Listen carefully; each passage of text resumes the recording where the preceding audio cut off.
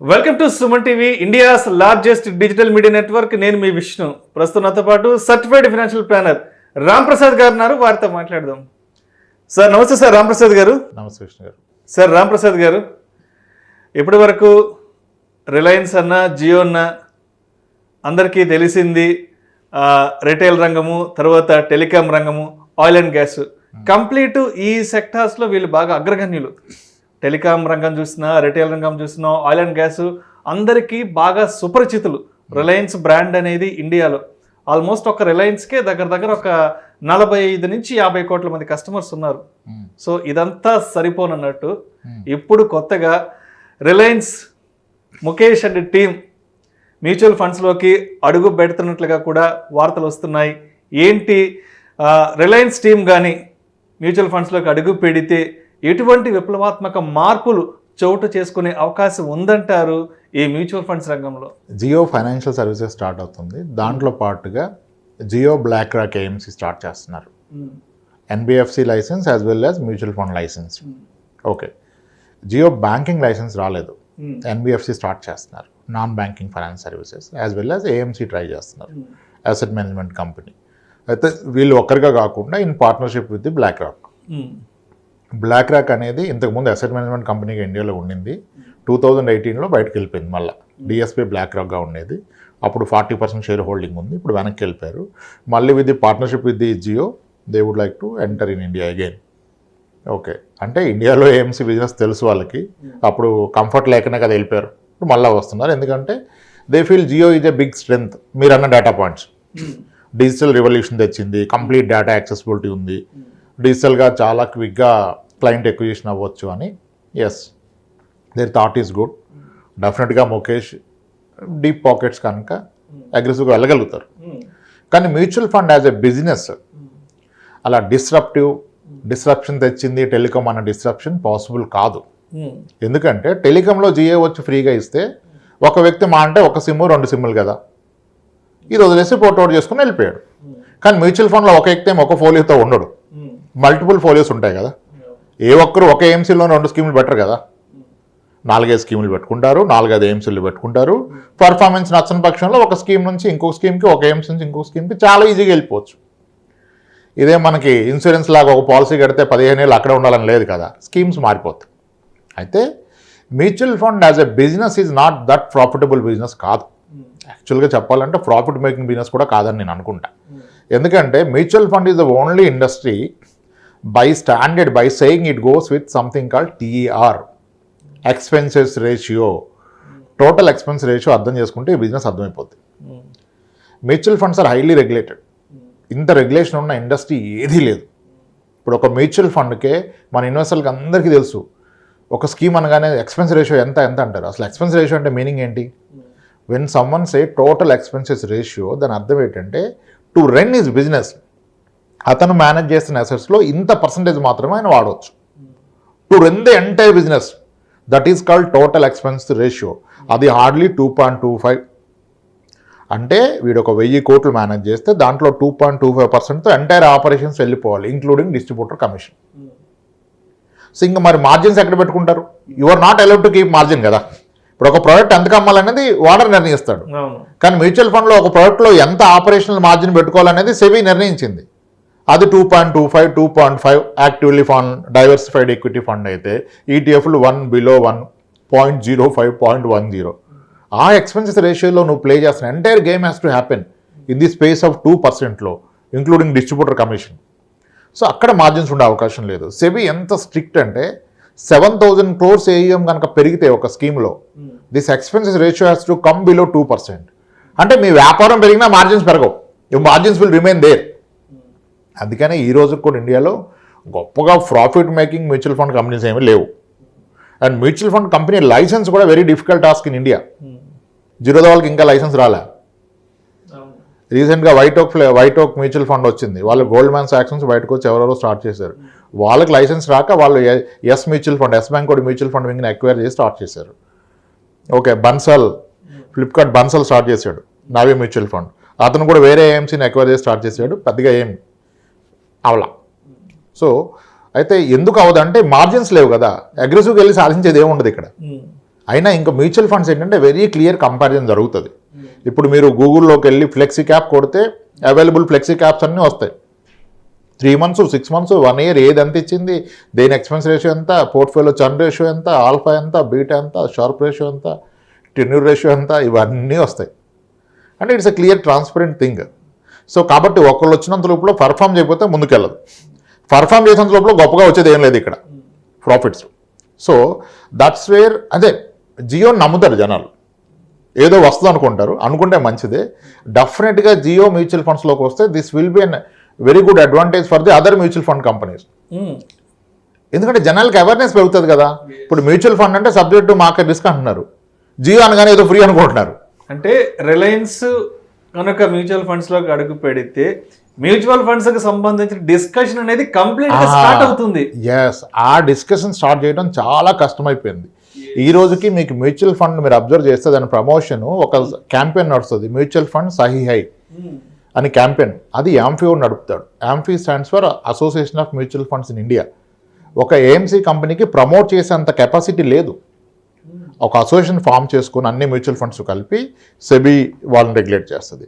వాళ్ళు అందరికీ కామన్గా ఇప్పుడు మీరు చూస్తే ధోని, సచిన్ ఎందుకు అడ్వర్టైజ్మెంట్ చేశారు, అదర్ సెలబ్రిటీస్ని పెట్టుకోలే. లో కాస్ట్లో యాక్సెప్టెన్స్ ఉన్న సెలబ్రిటీస్తో గవర్నమెంట్ ప్రమోట్ చేసింది అనుకోండి. అంటే ఎవరి దాళ్ళు ప్రమోట్ చేసుకునే అవకాశం లేదు. ఎంత రెగ్యులేషన్ అంటే ఒక మ్యూచువల్ ఫండ్ హౌస్ ఏఎంసీ ఒక ఇన్వెస్టర్ అవేర్నెస్ ప్రోగ్రామ్ కండక్ట్ చేయాలంటే కూడా యాంఫీకి తీసుకోవాలి అప్రూవల్. యాంఫీ సైట్లో ఈవెంట్ జరుగుతుందని అప్లోడ్ చేసి న్యూస్ పేపర్లో పబ్లిసిటీ ఇచ్చి అప్రూవల్ తీసుకొని చేయాలి. దానికి పెట్టే ఖర్చు కూడా ఒక రిస్ట్రిక్షన్ ఉంటుంది, ఇంతే పెట్టాలి. యాడ్ ఎక్స్పెన్స్లో 0.005 ఒక ఎక్స్పెన్సెస్ ప్రమోషన్కి. సో ఎందుకంటే అంత పాకెట్స్ లేవు, they are not allowed to do that. ఇప్పుడు ముఖేష్ వచ్చినా నేను హ్యూజ్ ఖర్చు పెట్టాను సెబీ ఒప్పుకోదు. నీ టీఆర్లోనే నువ్వు గేమ్ ఆడాలి. కానీ ఒక విషయం అయితే అంటే నాకు అర్థమవుతుంది, ఇప్పుడు మీరు చెప్తున్న దాని ప్రకారం ఇప్పటి వరకు మ్యూచువల్ ఫండ్స్ అన్నా, ఎస్ఐపి అన్నా, లంసమ్ అన్నా, అంటే ఇదంతా ఎలా ఉండేదంటే ఇదేదో హై కేటగిరీ ఆఫ్ ఇన్వెస్ట్మెంట్ లాగా ఉండేది. అంటే ఇదేదో మెట్రో నగరాలకు సంబంధించో లేకపోతే ఇదేదో పెద్ద పెద్ద సిటీల్లో ఉండే వాళ్ళు చేసే ఒక ఇన్వెస్ట్మెంట్ ఆప్షన్గా ఉండింది. రేపంటూ రిలయన్స్ కనుక అడుగు పెడుతుంది కూడా. కాబట్టి ఇప్పటికీ రిలయన్స్కి సంబంధించి రిలయన్స్ అవుట్లెట్స్ ఆల్మోస్ట్ భారతదేశం మొత్తంలో 18,500 అవుట్లెట్లు ఉన్నాయి. జియోకి సంబంధించి నెట్వర్క్ కస్టమర్ల పరంగా 45 నుంచి 50 కోట్ల మంది కస్టమర్స్ ఉన్నారు. సో డెఫినెట్గా ఇది ఒక మండల స్థాయి, ఒక గ్రామీణ స్థాయికి వెళ్ళగలిగే డిస్కషన్ అయిపోతుంది. అది అవడం వల్ల మొత్తం ఇండస్ట్రీకి benefit. Mutual fund is a retail product. Mutual fund ఇప్పుడు మీకు హెచ్ఎన్ఐఎస్ మ్యూచువల్ ఫండ్స్లో పెట్టండి పెద్దగా, they going to PMS, AFI చాలా ఉన్నాయి. ఓకే, వాళ్ళు they buy their own companies invest చేస్తారుగా, ఏంజిల్ ఇన్వెస్టర్ అంటాడు, అదంటాడు, ఇదంటాడు, చాలా ఉన్నాయి. This mutual fund is clearly retail product. Penetration as మీరు అన్నట్టుగా చాలా తక్కువ పెనట్రేషను. ఈ అవేర్నెస్ వల్ల ఇప్పుడు ఎవరో స్టార్ట్ చేస్తే ఇంత భూమి రాదు. ఇప్పుడు Jio financial services, Jio BlackRock అనగానే ఇంత మీడియా కవర్ చేసింది. ఇప్పుడు వేరే చిన్న ప్లేయర్ ఎవరో స్టార్ట్ చేస్తే మీడియా కవరేజ్ ఉండదు, ఇంత డిస్కషన్స్ ఇదంతా ఉండదు మార్కెట్. ఈ అవేర్నెస్ వల్ల entire industry will get benefit. Mutual fund is the only democratic product in India అని నేను చెప్తా. ఎందుకు అంటే ఇప్పుడు ఒక బ్యాంక్ వెళ్ళి నేను ఒక 10 crores డిపాజిట్ చేస్తా అంటే నన్ను రిసీవ్ చేసుకునే విధానం వేరు ఉంటుంది. బ్యాంక్ మేనేజర్కి ఫోన్ చేసి వస్తున్నాను సార్ బ్రాంచ్కి ఒక 10 crores ఎఫ్డీ చేస్తా అంటే ఏమంటాడు, సార్ నేను రానా, మీరు ఎందుకు అంటాడు. లేదు వెళ్తే తీసుకెళ్ళి క్యాబిన్లో కూర్చోబెట్టి కాఫీ టీలు ఇచ్చి సార్ మీరు జస్ట్ ఇక్కడ సైన్ పెట్టండి సార్ అంత చేసేస్తారు. అదే ఇంకొకటి వెళ్ళి సార్ ఒక 25,000 ఎఫ్డీ చేస్తా అంటే ఏమంటాడు, పక్కకి వెళ్ళంటాడు, లైన్లో నుంచో పేపర్ తెచ్చుకో పెన్ను తెచ్చుకో అంటాడు. తీరా వచ్చాక లంచ్ టైం అయింది మళ్ళీ గంట ఆగిరా అంటాడు. ఫస్ట్ వినపడే మాట అదే. మరి ఏంటి డిఫరెన్స్, వీడిది 25,000 అతనిది 10 కోట్లు, అది కదా. అంటే డెమోక్రసీ లేదు అక్కడ. కానీ ఒక మ్యూచువల్ ఫండ్లో ఇన్వెస్ట్ చేసిన ఇన్వెస్టర్కి 1000 రూపాయలు ఎస్ఐపీ చేస్తే అతనికి 1 కోటి రూపాయలు లంచం పెట్టినందుకు ఒకటే రిటర్న్ వస్తుంది. అంతే కదా, the return will remain same. Higher investment high return వస్తుందా, లేదు, పర్సంటేజ్ సేమ్ కదా, అందరికీ ఒకే ఉంటుంది. That's clear democracy in mutual funds, ఇది ఎక్కడా లేదు. అలాగే మ్యూచువల్ ఫండ్స్ కూడా SEBI regulations are very strict. ఇప్పుడు మ్యూచువల్ ఫండ్ ఇంత కాన్ఫిడెంట్గా టీఆర్ చెప్తున్నాం, ఇప్పుడు మన వాళ్ళంతా మిస్డ్ అయిపోతున్నారు. మాకు ఇక్కడ ఎక్కువ ఉంది, టీఆర్ తక్కువ ఉంది కావాలంటాడు. ఆల్ యూ నీడ్ దాని ఇన్వెస్టర్ రిటర్న్స్ కావాలి, అది వదిలేసి ఎక్స్పెన్స్ రేషియో ఎక్కడ తక్కువ అంటున్నారు. మరి ఇదే ఎక్స్పెన్స్ రేషియో అనే పదం వేరే ఏ ఇండస్ట్రీలో ఉందా? అసలు ఇన్సూరెన్స్లో ఆ పదం మాట్లాడి తట్టుకోగలుగుతారు ఒక ఇన్వెస్టర్? ఎంత ఇన్సూరెన్స్ సెక్టార్ ఎంత ఎక్స్పెన్స్ రేషియో మీరు అర్థం చేసుకోండి. చిన్న అంటే ఇన్సూరెన్స్ కంపెనీ అంటే పెద్దవే, గల్లీకి ఒక ఆఫీస్ ఉంటుంది. మ్యూచువల్ ఫండ్స్ ఉన్నాయా? హైదరాబాద్ లాంటి సిటీలో 2 ఆఫీసులు ఉంటే ఎక్కువ, అది ఈ మధ్య వచ్చాయి. చాలా డిస్ట్రిక్ట్ హెడ్ క్వార్టర్లో మ్యూచువల్ ఫండ్ ఆఫీసే లేదు, బట్ ఇన్సూరెన్స్ ఆఫీసులు ఉన్నాయి. ఎందుకంటే they have huge bandwidth to spend. చాలా మనీ ఖర్చు పెట్టగలరు ప్రమోషన్స్కి, ఆఫీస్కి. మ్యూచువల్ ఫండ్కి అలా ప్రొవిజన్ లేదు. పబ్లిసిటీ ప్రమోషన్ చాలా తక్కువ అసలు. కూడా ఈ మధ్య ఈ కోవిడ్ తర్వాత నుంచి ఈ ఏదైనా అడ్వర్టైజ్మెంట్స్ టీవీలో చూడడం కూడా చెప్పాలంటే, సో అట్లీస్ట్ ఇప్పుడు మీడియా ఫ్రీగా పబ్లిసిటీ చేస్తుంది జియో బ్లాక్ రాక్ అనగానే. సో ఇది వేరే బ్రాండ్ వస్తే అయ్యేది కాదు. This a strategy. అండ్ ఇది ఎంటైర్ ఇండస్ట్రీకి బెనిఫిట్ అవుతుంది. ప్రైమర్లీ ఇన్వెస్టర్స్కి బాగా బెనిఫిట్ అవుతుంది. కాంపిటీషన్ అమాంగ్ ఏఎంసీస్ పెరిగిపోద్ది. BlackRock is very good at managing ETFs, global ETFs, index funds. Probably ఆ స్ట్రాటజీ వాడతారు. దానికి అడిషన్గా జియోకున్న టెక్నికల్ డిజిటల్ స్ట్రెంత్ అంతా వాడుకుంటారు.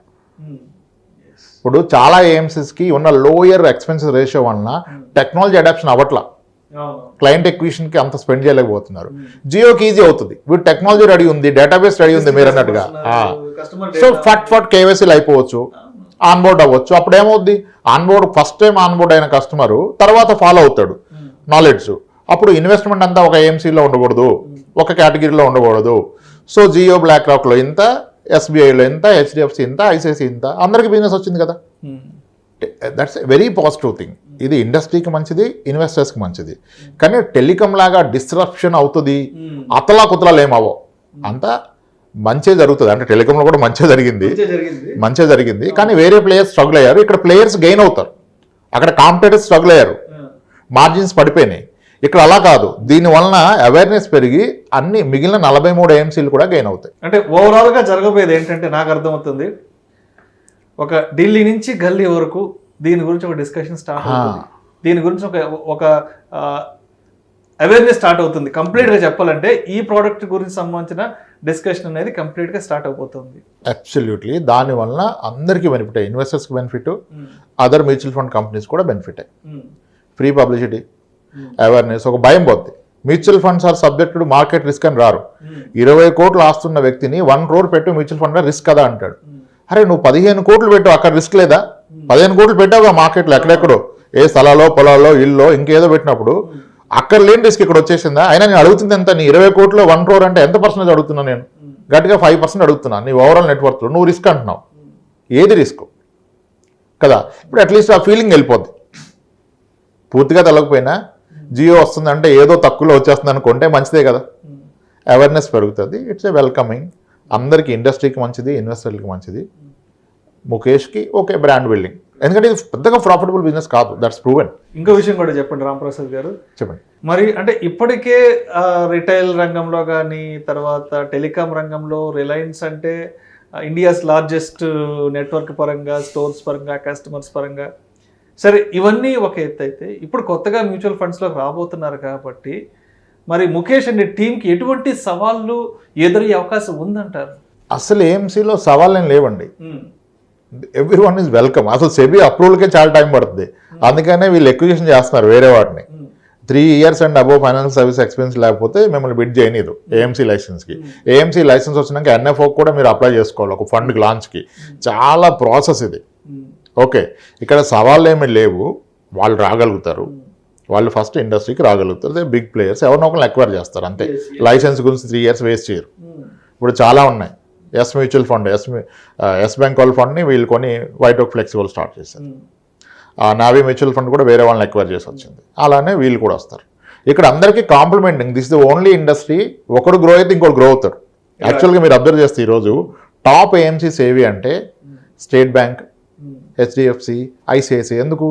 వాళ్ళకి క్లయింట్ బేస్ ఎక్కువ, బీయింగ్ బ్యాంక్స్ వాళ్ళ నెట్వర్క్ ఎక్కువ. సో మరి వాళ్ళకంటే పెద్ద క్లయింట్ బేస్ జియోది కదా. సో క్విక్గా అడాప్షన్ అవుతుంది, అది అందరికీ బెనిఫిట్ అవుతుంది. సో దీంట్లో ఎక్కడ ఎవరికి సవాళ్ళు లేవు. ఇది అందరికీ మంచి, కాంపిటేటర్స్కి మంచి జరుగుతుంది, ఇన్వెస్టర్లకి మంచి జరుగుతుంది, ముఖేష్ కూడా మంచిగా జరుగుతుంది. Thank you sir, thank you so much Ramprasad గారు. Reliance Mukesh and team mutual ఫండ్స్లోకి అడుగు పెడితే ఎటువంటి విప్లవాత్మక మార్పులు చోటు చేసుకోబోతున్నాయి, అనే అంశం గురించి మీ విశ్లేషణ ద్వారా ప్రేక్షకులకు చాలా చక్కగా తెలియజేశారు. Thank you so much sir. Thanks అండి.